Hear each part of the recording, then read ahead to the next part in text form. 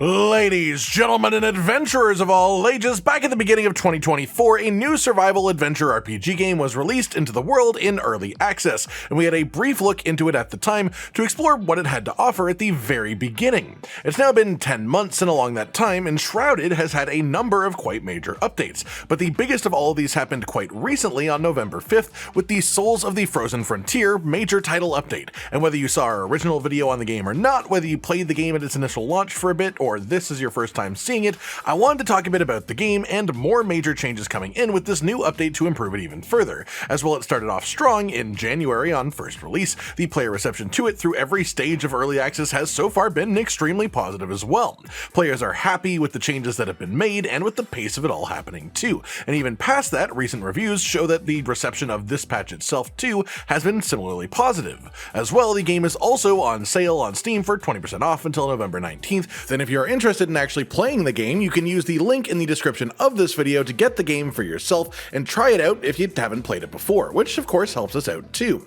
And if you have played the game before and enjoyed it but maybe stopped for a bit, this update is more than likely worth playing for you too. For those totally new to the game, it mixes the creative aspects of a building style game where you can build,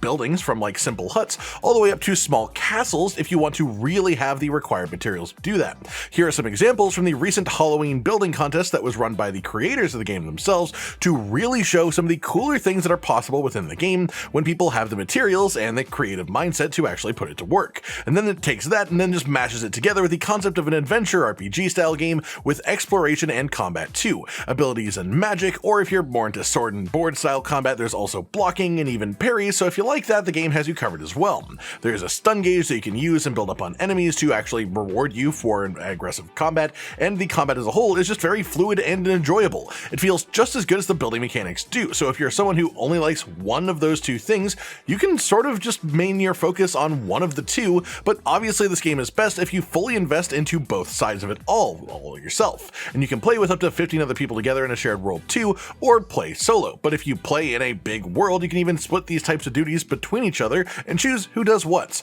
As well, it's sort of a survival light game, by which I mean there are mechanics like eating specific types of food, but doing so simply gives you buffs that make you stronger, rather than it being something that can kill you if you don't do it. Personally, I prefer this style of food system quite a bit, as it makes it feel like a reward more than a punishment. That said, now that we've covered that, let's get into the new update itself and what to expect when you hop into the game in its shiny new status. First and foremost, there is a whole new playable area in Enshrouded, a brand new mountain biome called the Albanese Summits, which will have a whole host of new mechanics such as a dynamic weather system that will add things like snowing to this biome itself, not to mention also adding rain to the original biomes, and this snow in the new one will even leave like deep physical tracks in the ground wherever you step, which can make for some fun interactions itself, as you can basically make your own lovely snow art if you want to. And while this is more of like an ambient change to the game as a whole, it will also affect the other areas of the pre-existing map, and it's something that can just make the world feel much more real and alive, which is always really great to have in an RPG. Along with this, the mountain biome itself adds a few new methods of traversal to the game too, to go with the verticality that you could expect to find in a mountain area,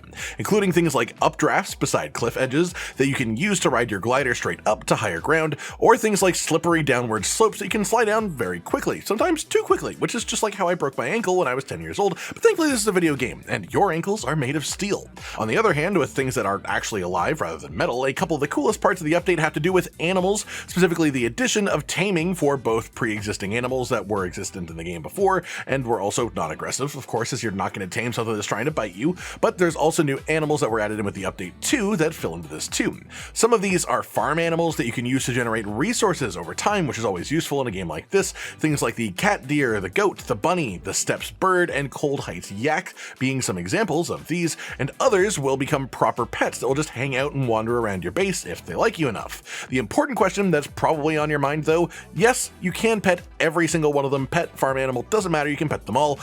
but you still can't pet the wild animals because they will still try to bite you. The realism is impeccable. Past that, there is also a bunch of new materials to use for building and to expand on the actual creative aspects of the game too. There are new townsfolk to find, and the existing crafting NPCs will actually be more active now as well. They will wander around your base and even have emotions that can change mostly with whether or not there happens to be a roof over their head, which is honestly just extremely relatable as a person. There are also assistants that are a new type of townfolk that you can put into your secondary secondary bases, and this will let you access all crafting functions from the original crafting station without having to go back to your main base in the original NPC, which is actually just extremely convenient. On the flip side, moving instead to the more combat and exploration side of things, there is a new maximum player level up to 35 for some more player power. There are more skill points that you can find, more altars you can activate, and more altar slots, and there are more meaningful additions to combat, like a grappling hook section of your skill tree, because they've added actual combat uses for the grappling hook mechanic. And personally,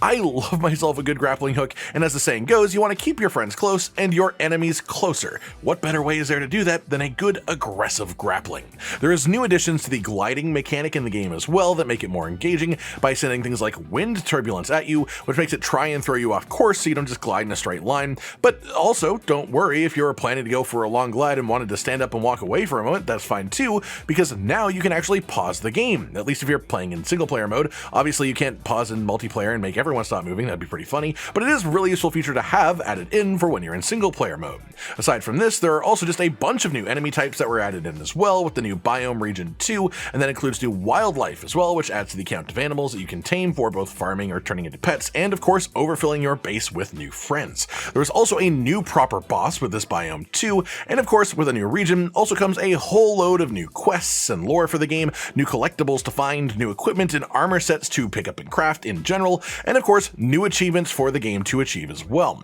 Past this, there's just a load to explore and do that's new, more than any title update for the game up to this point. However, if you missed the last major update as well, there are new difficulty settings that you can use to make the game notably easier to approach if you just want a fun immersive bit of adventuring through the world of Embervale. Or you can increase the difficulty even further than what the default settings were if you want the combat to instead feel like a true challenge, to really make you feel like you're the Flameborn. As well, if you haven't played the game before at all, there's a ton to check out before this update, and if you did play it at its initial launch, you've got 3 other major title updates worth of content between then and now to check out too, and a whole lot of other patches between this too. That just about does it then, everyone. A sort of check-in on Enshrouded, a game that came into early access near the start of the year, and a look at its newest major title update, Souls of the Frozen Frontier. There's a ton being added to all the different sides of the game, and with community reception that has been this positive for it, it's definitely worth taking the time to have a look at least in my own personal opinion. Like if you liked the video, subscribe to the notification bell for more, and most importantly, ladies and gentlemen, until next time, stay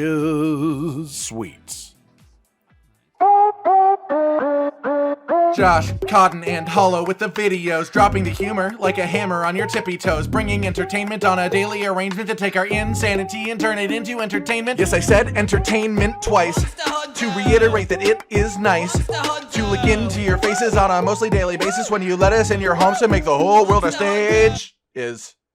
Goodbye.